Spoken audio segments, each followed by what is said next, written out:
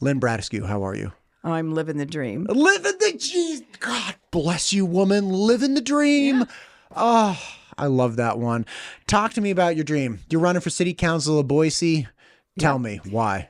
Well, I've been involved in local government for many years, and I've worked on lots of campaigns. So it was interesting. I had another gal that was considering running, and we were kind of coaching her along, and she didn't have any political experience at all.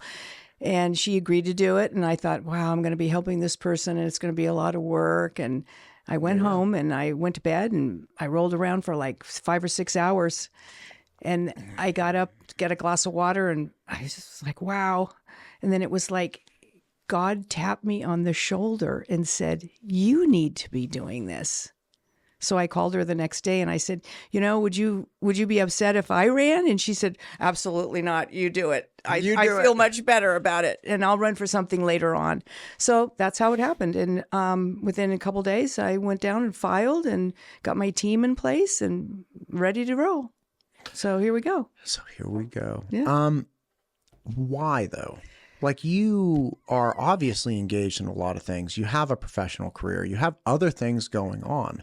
Why? Like, what are the issues that are bringing you to that are so compelling to you that you're like, all right, this is what I should commit my time to? Because I've always been a fighter for the little guy, basically. I lived in Mexico for many years. For 12 years, I lived in Mexico, and I was kind of known as a pot stirrer down there, as a foreigner. One time there was an issue with water. And I lived in a really nice house, and the water would come up the street at night and fill up this tank. It's called an aljibe. And then the water gets pumped up to your roof, and there's a pump, and then that's for not for drinking water. It's for showering, etc. Sure. So the pipes were too small, and I didn't get any water. So I had to buy a truck of water. So the water truck would come once a month and fill up this big tank down, in the carport. So I wrote an article. I wrote for the newspaper when I was down there. I wrote a column in the Sunday section. It was a touristy thing. Every tourist town had a writer, and I was in Mazatlan.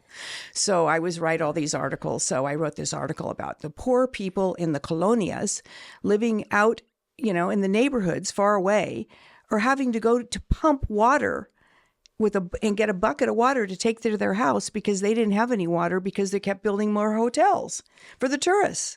And I said, this doesn't seem right, that the poor people are suffering at the expense of building more hotels. So why don't they take care of, urban renewal and build some pipes to help these people? So next thing I know, I have the mayor knocking on my door. He goes, Lynn, por favor, no sigues escribiendo, por favor. Don't do it anymore. And I said, no, I'm not going to stop. It's ridiculous. You guys got to fix this problem. So one day, about a week later, all of a sudden I hear all this racket. And I go out and I look out my front door, and they're digging up the street to fix my pipes, to make the water come to my house, to make me be quiet. And I said, no. I am not stopping. This is a problem, and you've got to address it. So that was in the 70s. Wow. So I've kind of always been a little pot stirrer. And my friend said, Lynn, this article, they were in Puerto Vallarta. They go, you're going to get deported. And I said, no, I'm not. I'm not going to stop. So I've always been that way, and I've always liked to fight for the little guy. Did you get deported? No. Okay. Just checking. No, they invited me on the first flight to Las Vegas from I can't remember, Horizon Air, on the first flight, because I wrote for the newspaper. They gave me a trip, But no, I wouldn't stop. So talk to me about the little guy in Boise. So the little guy in Boise are all of the residents that are being overtaxed, overburdened, overbuilt, and don't have a seat at the table. They don't have a seat at the table, and now they're frustrated, and so they're going away because they say, no one listens to us. No one cares about us. What's the difference? Why should I even go to a city council meeting? Because they don't care. Overtaxed, overbuilt, overburdened. Correct. Talk to me about taxation. Taxation is, I have some serious numbers. I believe I have had some people delve into the new budget. I believe the property taxes are probably going to be headed south of 7.6%, even though they took they said they took the maximum 3% allowed by law, and then they foregone, which is another 1%. All the other things that are added on, it's going to be probably 7.6. We won't know till the levy codes come out, and we actually won't get our tax bill until after the election, because they don't come out until the middle of November, which is kind of weird. I'm going to work on that. Why do we get our tax bill so late after an election? Question for you. With the 3% increase, right? And again, some people would argue that's under inflation. So it's kind of like, okay, well, or right around inflation. So even if you want to maintain the same services, 3%, things have to go up 3% if you have a cost of living adjustment for services or materials, things of that nature. The levies are an interesting thing because that's essentially the way House Bill 389 lined things up. It really hampered the capacity for cities and other entities other taxing districts, to raise taxes analogous with need, with like growth and whatnot. So it got put on the residents to decide, do we want this or not? So when we talk about levies increasing property taxes, those are things that the voters had to decide, like the little people of Boise had to decide, yes, I want to elect to have this increase. Like whatever I get out of this is appropriate or is at least valuable enough for me to agree with this. So looking at all of that, like what is the solution? If the people of Boise do elect to tax themselves for certain things, do you think that that's an inappropriate? When did they elect to tax themselves? For instance, the open spaces, right? There's a question on preserving open space coming up on the November election. And this would be the third time that the city of Boise was asked, hey, do you guys want to invest this money to capture and preserve this open space for these kinds of things? And that's electing to do that. That's agreeing. Correct. That's a levy. That's right. the open space levy. Yeah. Yeah. And I love open space, believe me. And I love the green belt and I love all those things, but I'd like to see the private sector pay for it. Okay. So, well, let's look at this levy then. So then your opinion is you're not really a fan of this levy because the burden goes on to the citizen. Correct. And guess who is going to burden the most? The renters. Why is that? Because do you think a landlord, when their taxes go up, are going to just eat that? They're not. I think it's like $20 a year though, right? No, I think it's more than that. But it's that compounded with the other. There has to be a limit, and we're headed into some I think some scary times economically in this country. So I don't believe that the landlords are just going to keep saying, oh, well, it's only 50, it's only 20, it's only 30, and only 20, 30, 50 for a tenant is a lot of money. These are the people that the city of Boise keeps saying we need to help these people stay in affordable housing. But then you keep raising taxes that are going to get passed on to the tenants. I'm a property owner. I keep my rents very reasonable and I try not to raise them. But at some point, I'm a capitalist and most landlords are. So where does it stop? Right. So coming back to taxing, you would like to see the tax burden decrease. Correct. Okay. How do we do that? Well, I think we have, so the population increase of 5.8% is increased, revenue increase of 36.71%. So that's you just said a lot of numbers. Comparing fiscal year to 21. I'm just going to read you some notes because this is like, accounting.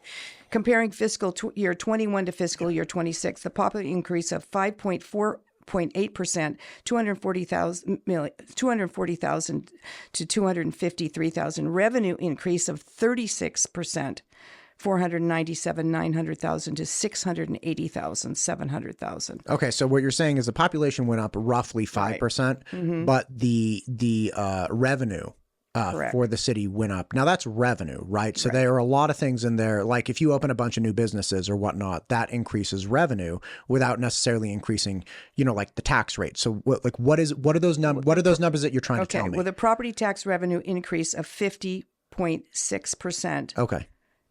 135,831,000 to 204,561. That's a lot. Staffing increase of 16.3. You're hitting me so many numbers. Yeah, we got to break these down. So what you're saying is property tax revenue went up. Now, what portion of that was lobbied against the residential individuals? Like, how much did those property tax bills go up?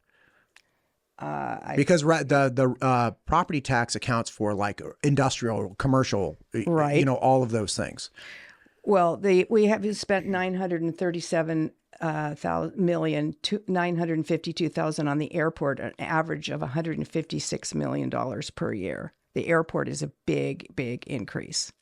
So, okay. And the garages over there, I had somebody look at it. She said, I don't understand why these garages are costing so much money. I mean, I'm not an accountant, obviously, but I feel that the transparency issue is very, very critical, because I would like to be able to go in to look at these numbers even more with experts, because believe me, I just give all my taxes to my CPA, right? And say, where do I sign and how much do I owe? But I know that the people are being overburdened. I'm feeling overburdened. My taxes have gone up. My taxes are more than what I paid for my little house in California. Why is that? Wait, your taxes are more my property taxes are more than your property taxes were in California for a much bigger house. Yeah. Well, okay, but in all fairness, I don't know when you purchased your house in California, but like with Prop 13, obviously, if you purchased it 40 years ago, property tax would probably be like $2,000 or $3,000. Yeah. Right.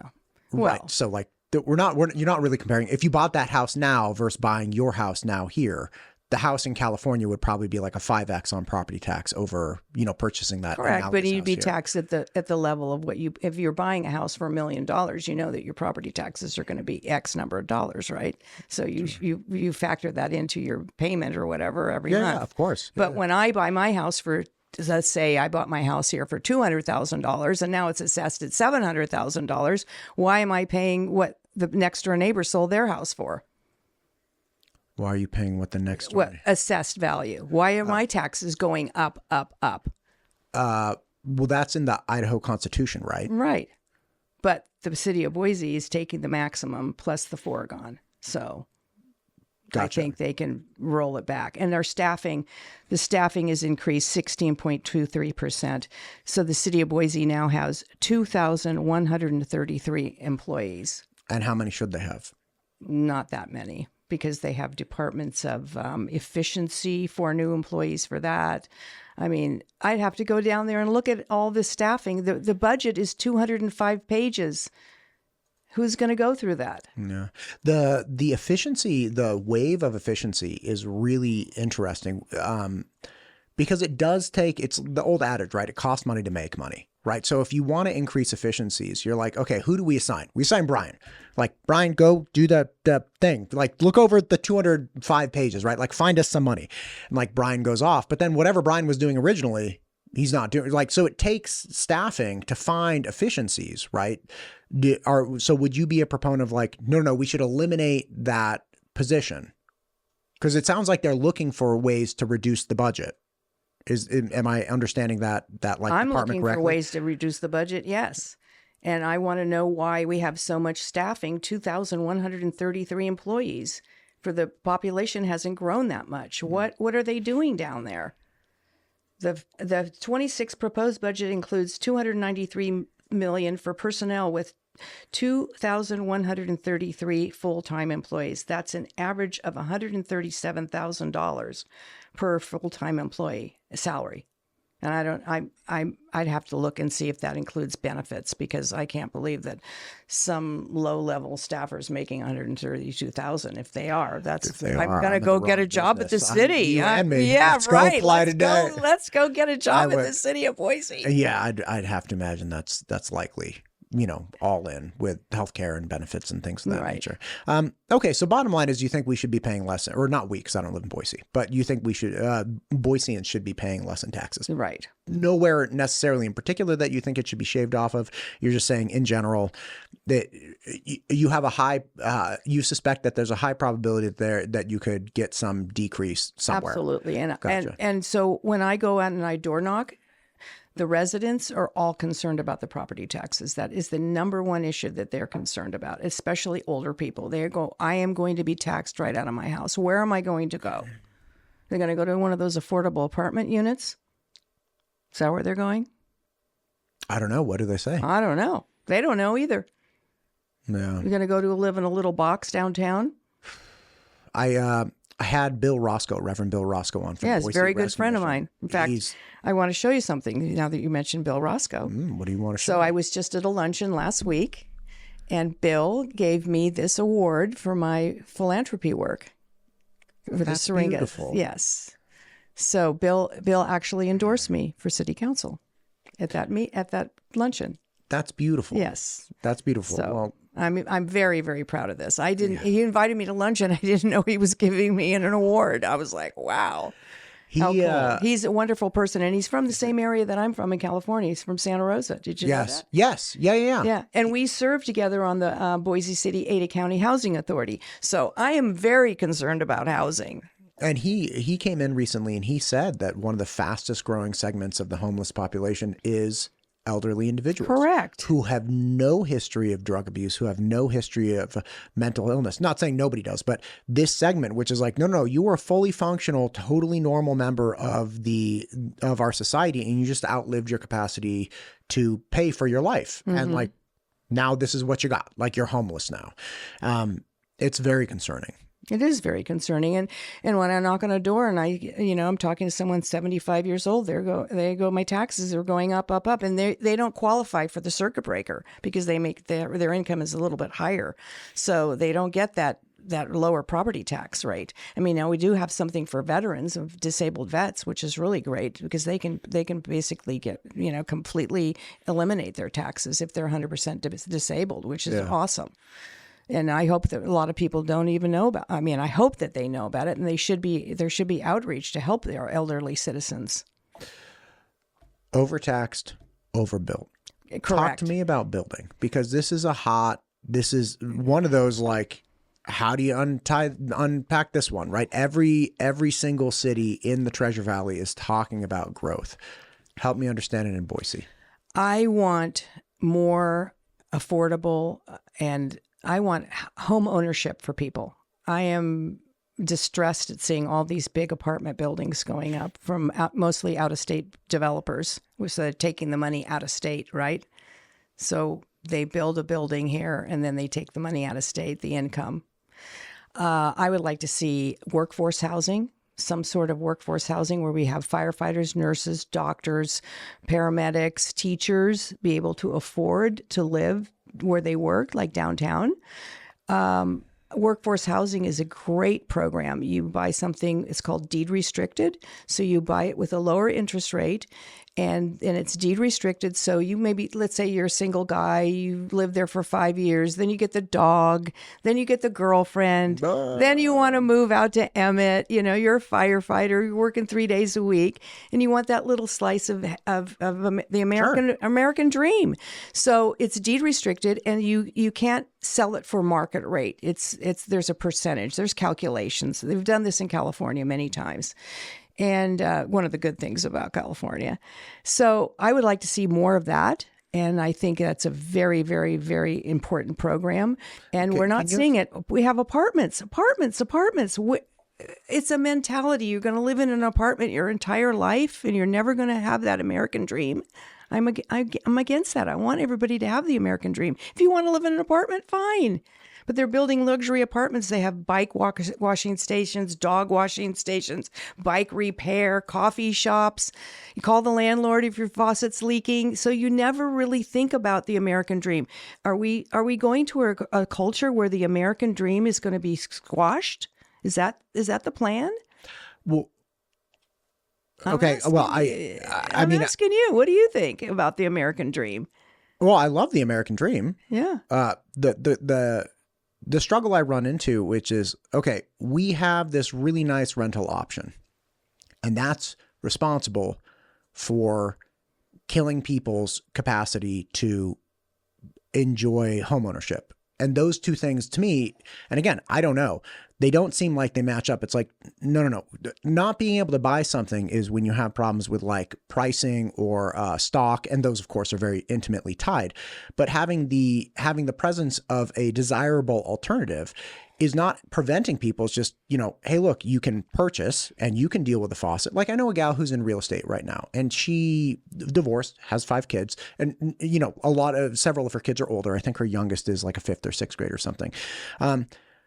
But she's not a homeowner. She's like, listen, man, I've been a homeowner, when I was married to my husband and blah, blah, blah. She's like, now I just want to call somebody to come fix the faucet.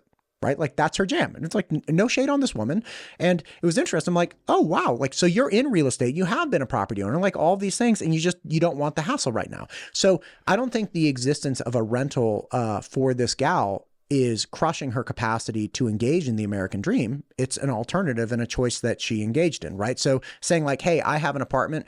I don't think we should make apartments or rental options distasteful or not nice in order to encourage people to engage in home ownership, right? And maybe that's, I agree. I think you have to have a balance. I want home ownership and apartments. If you want to live in an apartment, live in an apartment. But I think you should have the opportunity to be able to buy a property downtown as a condo. And I don't see any condos or townhouses being built.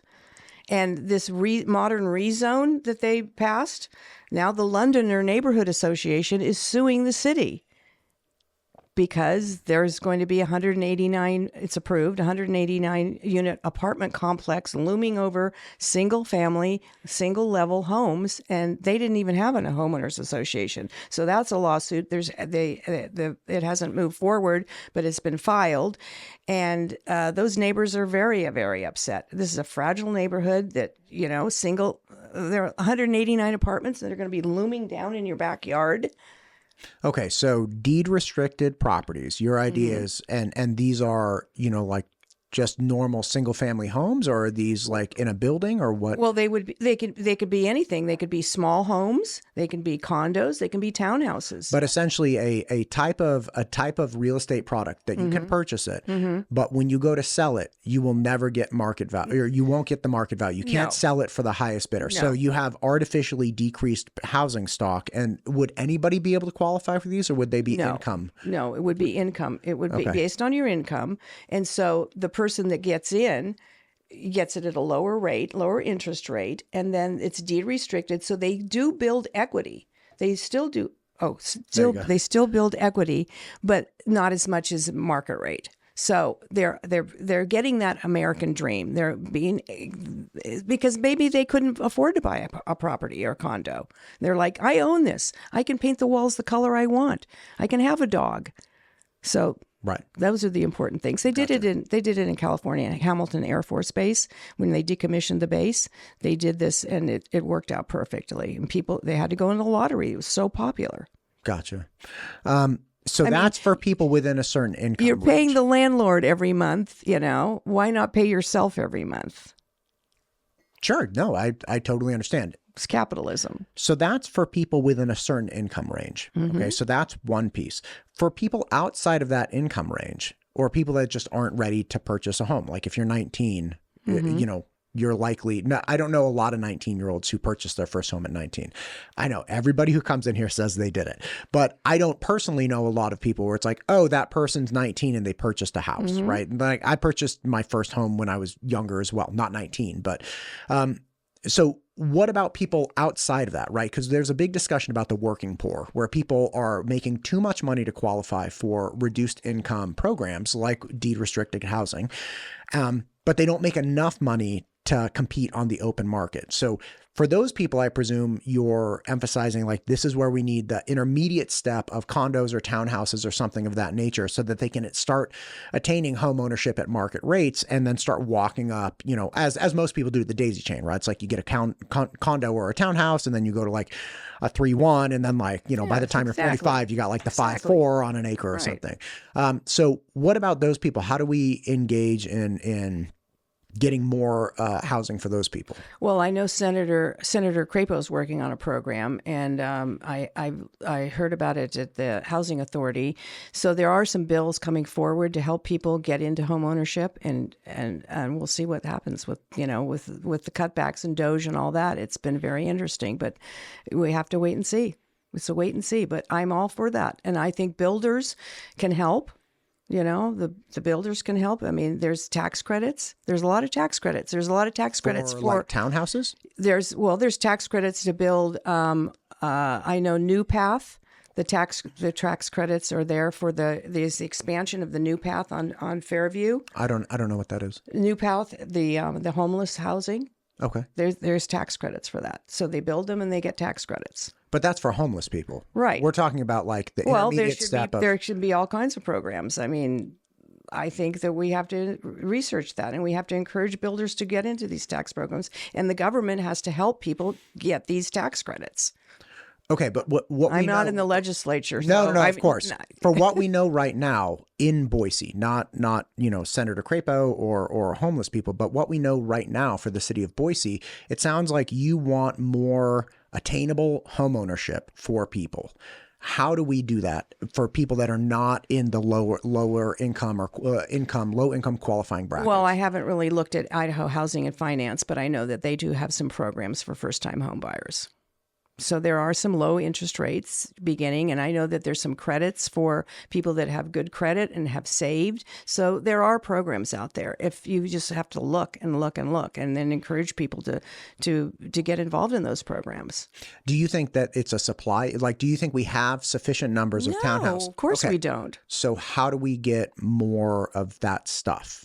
We get more of that stuff by approving projects that are townhouses, condos, instead of just regular apartments. And is the city currently rejecting those? I don't know if they're rejecting them or not, but I haven't seen any come forward. So it makes me wonder, why are they not encouraging it? Why doesn't the city say, come on down, bring us a project for townhouses and condos that people can buy? So you have a mix. We'd like to have a mix. We want to see diversity. We want to see condos, townhouses, houses, small houses, and apartments. We'd like to have that mix. And the builders are telling me that getting permitting with the city of Boise is not easy. There is a push towards different housing products that are not centrally part of like a larger development. For instance, I know that's a very nebulous statement, but instead of doing like, hey, we're going to build 100 condos or 100 townhouses, right? Like that's a central kind of like a big chunk. There's a discussion of decentralizing the building to create different things, as in allowing more ADUs, right? So individual homeowners, not like one big out-of-state builder, but individual homeowners can say like, hey man, I got enough space. Like I think I could do a 500 square foot, grandmama unit or something like that. And encouraging people to do that is a big conversation where it's like, okay, but if we could make it easier for the individual residents to do this, they may play a big part in filling the need for alternate housing. It's like, and again, this wouldn't be, some of these proposals are rental based. So it's like, okay, you could convert something and rent it out. And that allows for a more, quaint, better relationship with the landlord and smaller option instead of a gigantic building. Then there are other options where it's like, no, you could subdivide your lot and then just build something out from there and sell it off. Do you think that's a good direction, or do you think that it's not? It just, as they say everywhere, it depends. So I know that if I lived in a neighborhood that everybody was going to put an ADU in their backyard that looks like a storage shed, I don't know if I'd be so happy about that. It just depends. You have to have a balance. You have to have good governance, and you have to have good planning, because one of the issues that people are complaining to me about is the lack of parking with this modern rezone, this 189 unit apartment complex over on the Londoner Street. Evidently, there's no parking. This is why the neighbors are suing. And what is that going to do to the city as far as being sued? We have had a lot of lawsuits with the city of Boise, several big ones. I'd like to see that stop. So. Gotcha. Let's pivot. Can't keep making people mad and having people sue. Let's have conversations that the people are involved and can come down to the city and talk about what they want. I would like to see once a month the city council hold open forum where people can come and talk about their grievances and they get their 3 minutes. If you're not able to sign up to talk about a project, you don't get to talk about the project. You have to either email or maybe call and hope that you get a call back. I've called and I've received no callbacks on many things. So we need to have more conversations about what's going on in the city and get people involved so that they feel like they are a stakeholder in the city. And you feel like at this point they don't have that connection. That's what I'm hearing. And I go to a lot of city council meetings. I was involved in historic preservation because I live in the North End, and I was very upset about seeing some of these older homes torn down. So 3 or 4 people show up, and then the planning and zoning, they just basically eunuched the Planning and Zoning Commission by taking the power away from them and giving it back to the city council. I was at that hearing. I was there for 8 hours sitting there, people testifying, 4 or 5 breaks. I mean, there's a lot of frustration. And people, if the city just says, well, you can come and talk, but then we're going to do what we want anyway, people get very frustrated. Sure. And I think that's what people are feeling, that they just go ahead and do what they want. Talk to me about law enforcement in Boise. I love it. Who doesn't like a man in uniform? Oh my gosh, I need more coffee. Okay, so that's it, full stop. No, I'm a big back the blue person, absolutely. And we have to support our police department. And I know that the contract with the police department, and I'm not intimately informed on this. I know that they went back and forth with the city with their contract, and there was a lot of contention. And I don't even think that the contract's been actually ratified or signed. I think they've come to some sort of agreement, but it hasn't been fully ratified yet. There is a concern in most departments of law enforcement because we have large degrees of competition, not just throughout the state with different state or city agencies, but also because we border states that pay significantly more than Idaho does.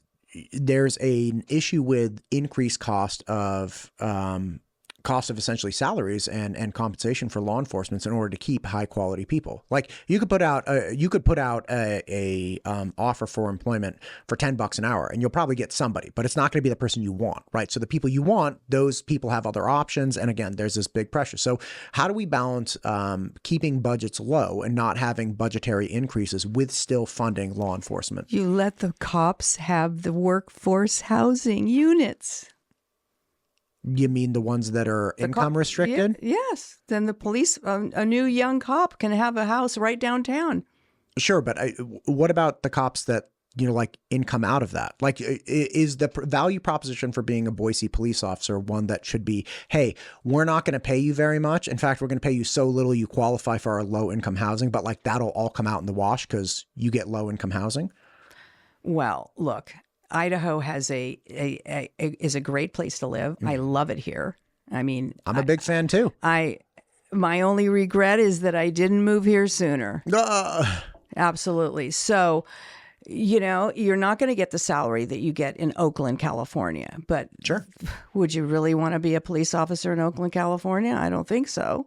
I mean, I wouldn't. I mean, it'd be very scary, right? So I think, our wages have not gone up a lot here, and I don't know.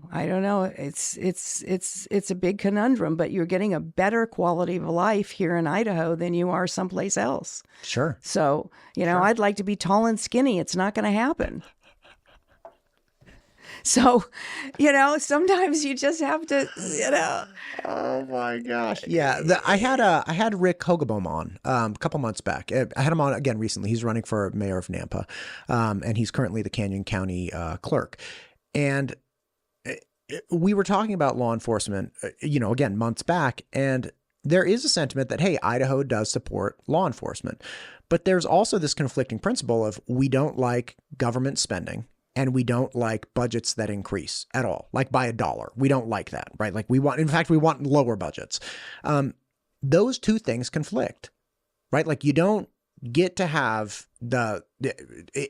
is it that we should always be destined to say we support law enforcement and like back the blue, but we just don't really want to pay more money for it? I think, well, I know that the city of Boise, the biggest item in the budget is the police department, which I totally support, but I think they should cut back on some other things and pay the police more. Oh. And I don't know what those things are yet, because when I get on there, I'm going to be really looking into all of it. Talk to me about specifics within law enforcement, license plate readers. What do you think? I think it's intrusive. In all cases? I don't know. License plate, what do you mean all cases? I mean on every light?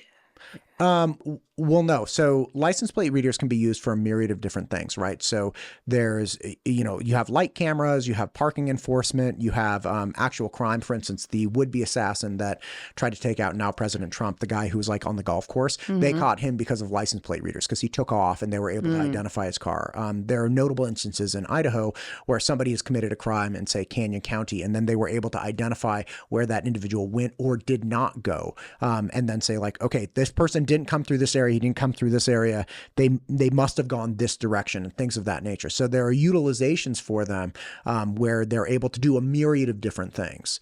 Well, I think that I've gone on to the Ada County website in the wintertime to see where the snow is. You can look at the traffic cams, and I think traffic cams are up all the time, aren't they, at most intersections?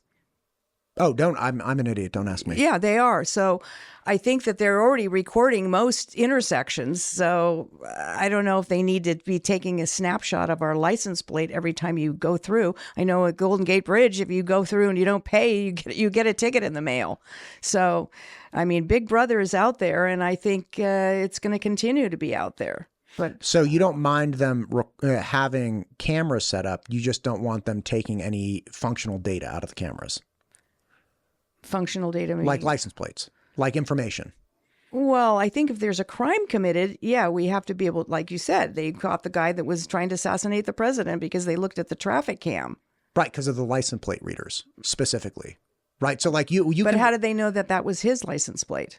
I'm not 100% up to speed on all of the nuances of what that investigation was, but it's again, so like we have traffic cams, right? And there seems to be a distinction for people between like traffic cams and then taking specific information like a license plate out of that traffic cam automatically. It's like if you have a guy standing there recording it, like nobody really minds that. But if like he's recording it and then writing down license plate numbers, people don't like that, right? So do we have a problem recording it, or do we have a problem taking information out of that recording?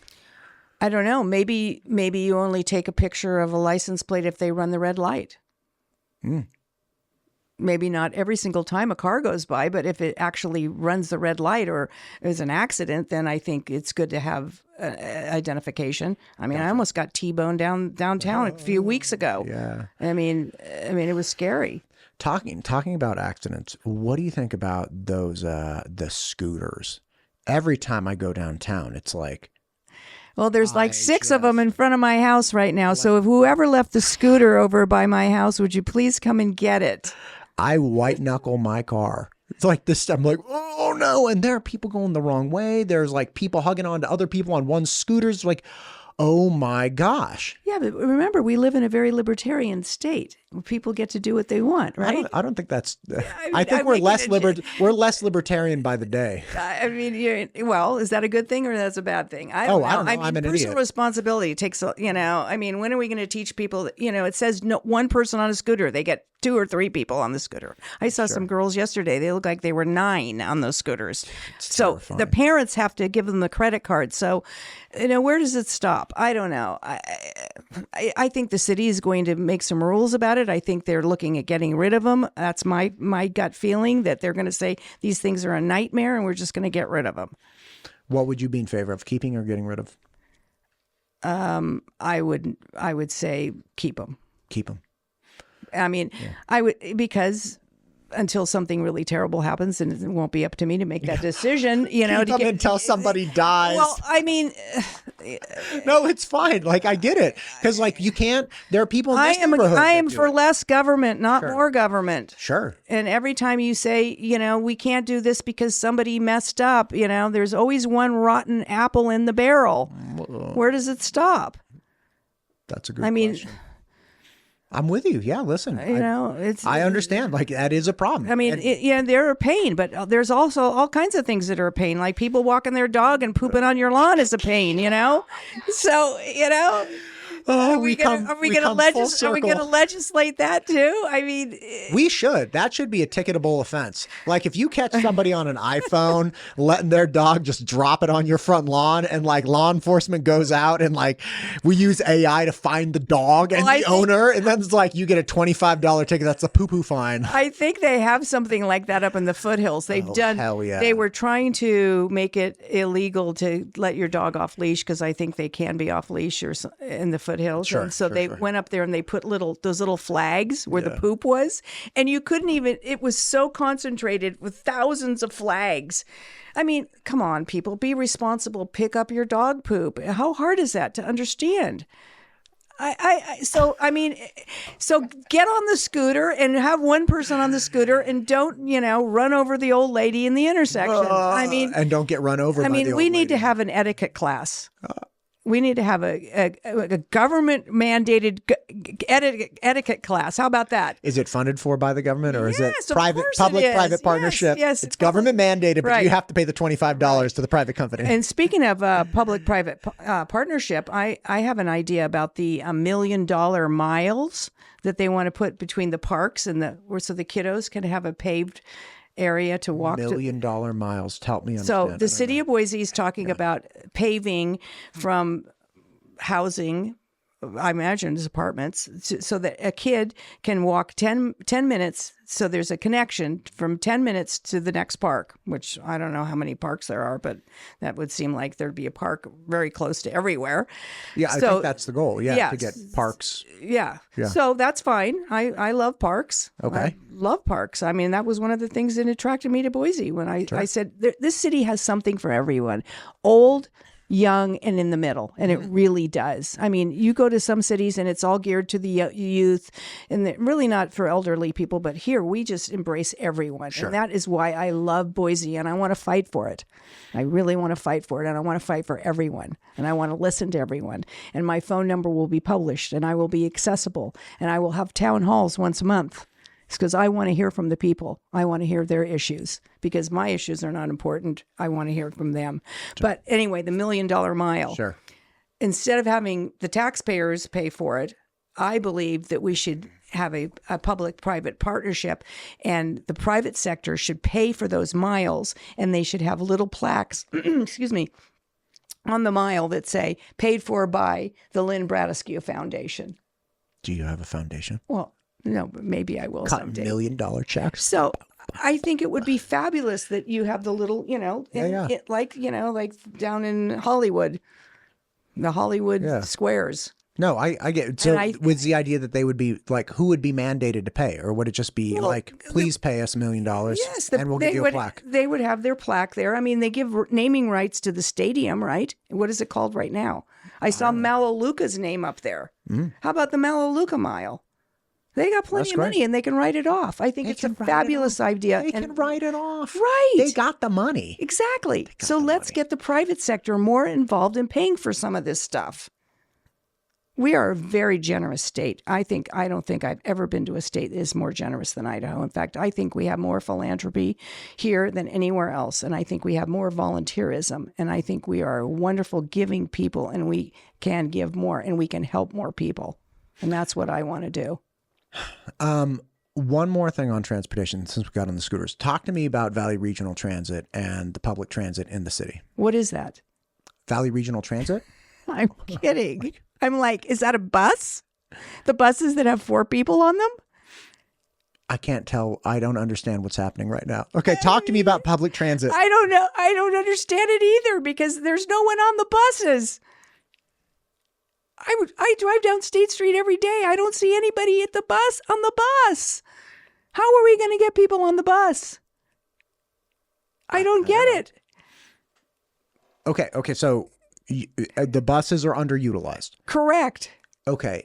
And do you think that that's like call for not engaging in public transit anymore? Or is it call for like a public campaign to get more people on the bus? Like, which way do we go? Like you've presented a problem. There's nobody on the bus. Now this is funded by the taxpayer, and you're saying there's nobody on the bus. Therefore, Lynn Bradescu for Boise City Council says we need to increase bus service and increase education about connectivity and utilization. Or Lynn Bradescu for Boise Council says nobody's on the bus. We need to stop paying for things that aren't being used. Which way? Stop paying for things that aren't being used. Okay, so decrease public transit. Well, if I mean, there's got to be a study out there that how many people are on those buses. Oh yeah, Valley Regional Transit has it. I mean, I don't see anybody on the bus. I don't know anybody that. I've never ridden a bus in Idaho. Have you? No, I haven't. But I don't live in a very urbanized area. Well, they're not efficient. I mean, if they were efficient and people could get on them and get downtown in, a few minutes, maybe they would use them. Maybe if they ran more often, maybe there's all kinds of, I just there was a study that I just got a survey that I took, and I'm like, no, I'm not using the bus because they don't come often enough. And in the wintertime, you got to sit in a little hut and snow is falling on you. I just don't think it's going to happen. Although I did talk to someone yesterday, a citizen, and she said, they live over by the village. And they said if there was a small bus that was like a kind of like you know what a jitney is? They have them in the South. Okay. They're smaller buses and they run often. And they could just jump on that and go downtown to the hockey game instead of parking. They said we would take that. If that went through our neighborhood and it was like a little shuttle bus, we would absolutely do that. What you said is actually a very interesting problem, which is I would ride them if they came more frequently. And this is something that Valley Regional Transit points out commonly. They're like, look, or rather the way I've kind of ironed this out, if you have a bus that runs once a day, nobody's taking that bus because it's, like there's not functionality there. I'm coming and going at all times of the day. If you have a bus system where there's another bus every single minute, well then you could jump on the bus whenever you want. You missed one, wait 45 seconds. Here's another one coming. And you have a much greater argument for utilization because it's super effective. It's like, look, it's essentially ride on demand, right? And there's a balance in between there where you have one bus a day and nobody's using it, and a bus every single minute and everybody's using it.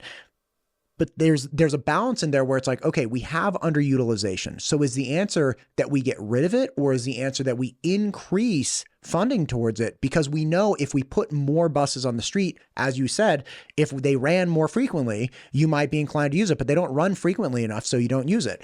And the people that are pro public transit say, exactly, if we had more funding to public transit, more people would use it. So is it, I guess it's more of just essentially a vision of the city, which is like, look, which do you want? Do you want more funding going to public transit so that more people utilize it? Or you're like, no, we should put the burden of transportation on the populace in general with individual cars? I think you have to, if there were more you say more funding. I mean, like already my head is spinning. Funding, right. Where is more buses? If you want more buses, and who's paying for that? Right. That's my question. Is always going to be who pays for it. I'm not going to want to pay for that. And if that's going on my property tax bill, sorry, no way. Nobody's riding the buses. Figure it out, people. Either get smaller buses that run more often, but I'm not willing to pay for more for buses that people aren't using. It's an inefficient program. And I mean, I saw one the other day. It said it was an electric bus. I'm like, wow, how long does that take to charge up a bus? I mean, like, look, it was a huge bus and there was no one on it. No one. So, I mean, it's, we can have, I don't know if you remember one of our governors used to say, we have needs and we have wants. And we want a lot of stuff, but that doesn't mean we need it. We can want, but we have to make sure that we really need it. And do we need that? I don't think so. No one is on the bus. Maybe you have Maybe you have a program where you give out free bus tickets for 6 months and people can try it out. I don't know. Give them a swag bag. I don't, give them donuts. I mean, there's got to be incentive. Get your bus donut this week. Yeah, people want, they want something that's easy. Let's give them free French fries. Yeah. Do you remember that, Governor? Right. I can't remember where it was like the free French. That's a good French fry. Right. And if you get on the bus, these French fries can be yours. I mean, go down State Street and look at the buses and look at the bus stops. And I mean, you'll see the bus stops are empty. You'll see maybe one lady sitting there. I mean, it's really sad. I mean, I came from San Francisco. You could jump on the bus and the streetcar at any moment, and it works. But we're not that kind of a city. We're urban, You're going to take a bus from Eagle. It's going to take you 45 minutes to get downtown. People, yeah, I think we're car-centric, and people love their cars. Talk to me about business. What can Boise do to attract and retain more business? More parking. More parking downtown, easier parking. The people that live in a West Boise area, when I talked to them about the small businesses downtown and do they think that they're at risk, they said, well, I never go downtown. I hate it down there. I'm like, wow, right. So we have to encourage people that downtown is fun and it's easy to park. I mean, they just took away a lot of parking. They moved all the meters to different areas. And you think that discourages people from coming downtown. So how do you solve the parking issue? You build more parking garages and you make more free parking. And the city pays for the free parking? Yeah, absolutely. Gotcha. Or maybe, sometimes businesses could also pay, contribute to that. Excuse me. Some more coffee. Yeah. God, you and me. Here we go. Oh, it's so good. I mean, this is why I want to get on city council, because I want to delve into all these issues. Sure. They have a work session and they have, I want to hear from the constituents. I can't, there's a 205-page budget. It made my head spin. I'm not an accountant. I want to talk to them. I have questions. I'm more of a visual person. Well, how's that going to work? And you're going to build this apartment. Well, how's that going to work? And where's the parking going to be? I dig. Lynn, we've talked about a lot of different things. Yeah. Is there anything that you would like to talk about that we've missed today?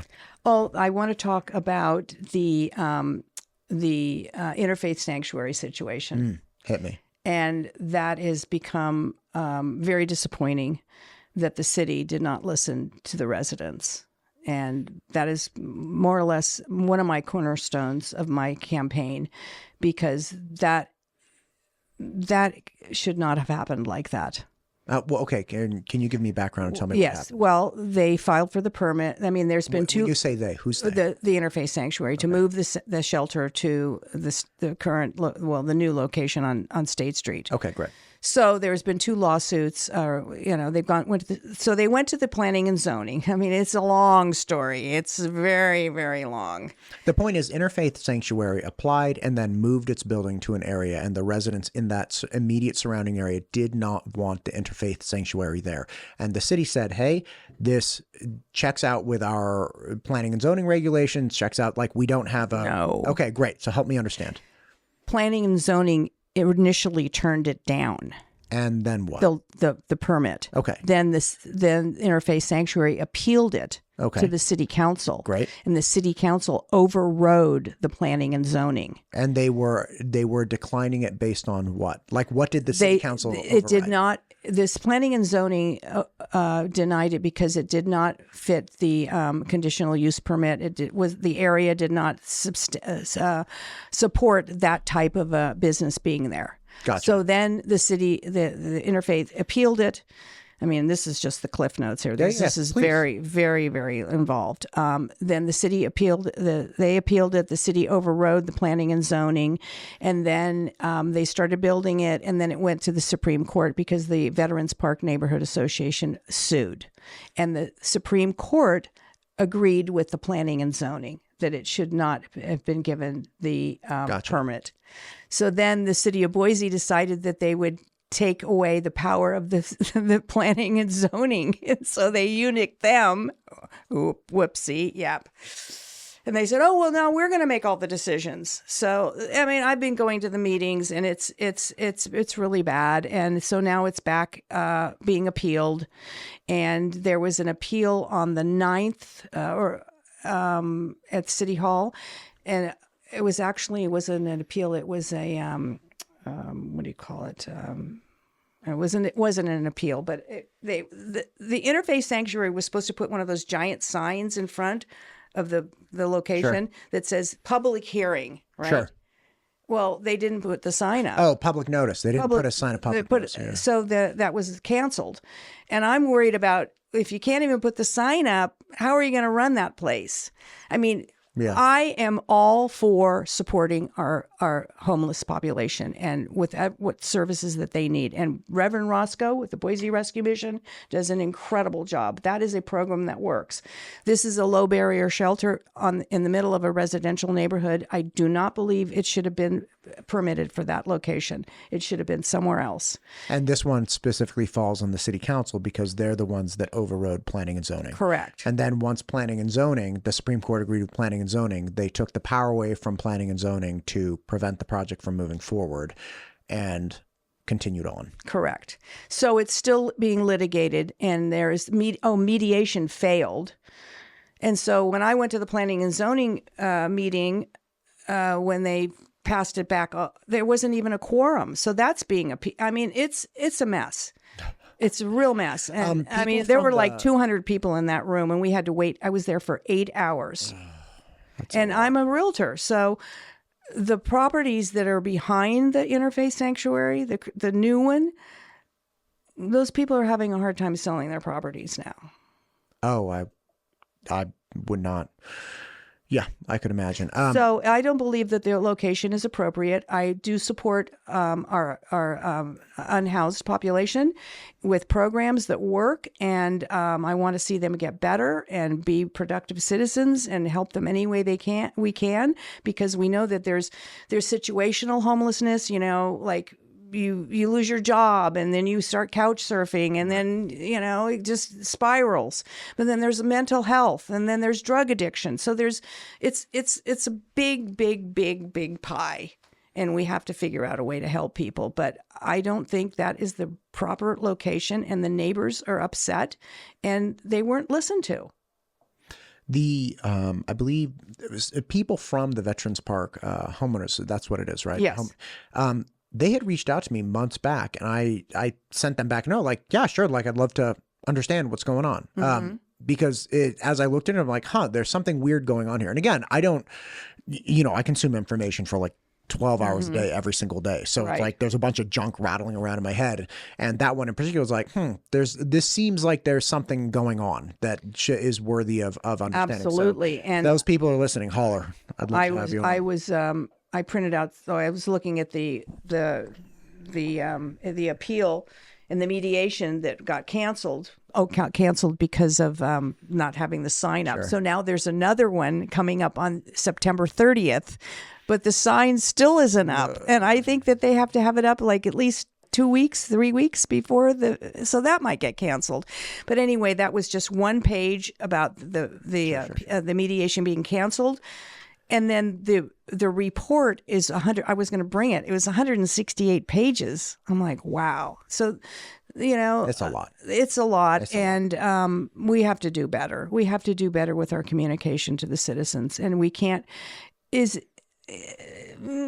feel like, is the city just wearing us down? What's the point?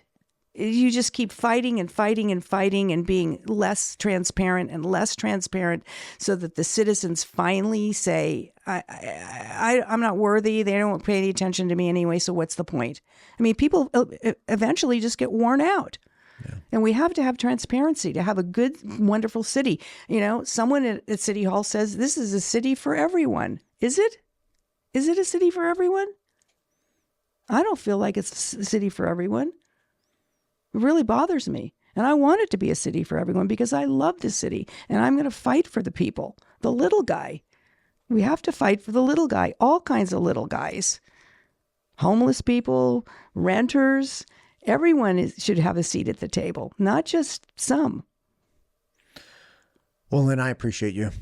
We've talked about a lot of things today. You do appreciate me. Good. I do. Listen, these are really tough questions. Exactly. It's not like I'm asking questions and I have the answers.